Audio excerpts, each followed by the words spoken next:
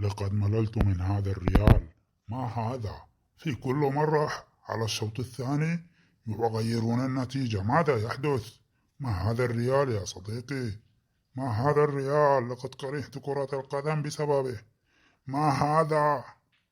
لماذا دائما بعد الدقيقة 70؟ لماذا دائما ريال مدريد؟ هذا الفريق غريب. لقد كرهت كرة القدم بسببه. ماذا يحدث؟ ما هذا؟ في كل مرة يا صديقي. لماذا تلعبون شوط واحد فقط؟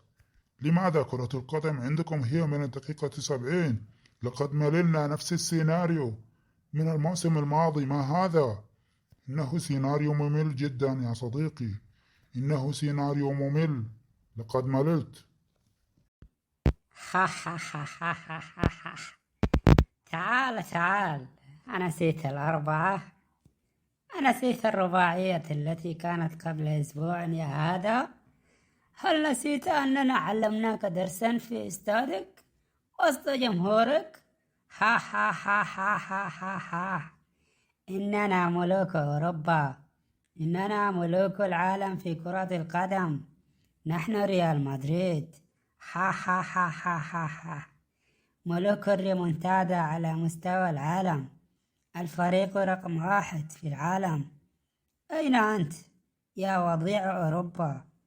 أين أنت مكانك؟ ها. ماذا قلت؟ من هو الوضيع يا هذا؟ تعال يا أبو تحكيم. تعال لأريك فضائحك بالجملة.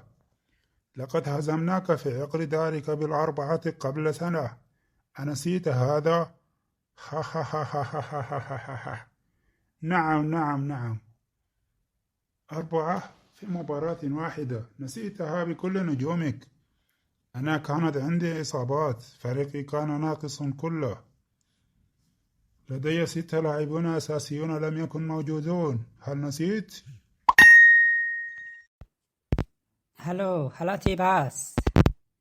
تعال، إن البارسا عندي هنا. إنه يهرب منك. إنه يهرب. تعال. نيغريرا. نعم، قضية نيغريرا هي من تشغل باله حاليا. كم دفعوا له؟ 7 مليون. فريق التحكيم. نعم، إنه فريق التحكيم في إسبانيا. ما هو رأيك أن تخصم منه 15 نقطة؟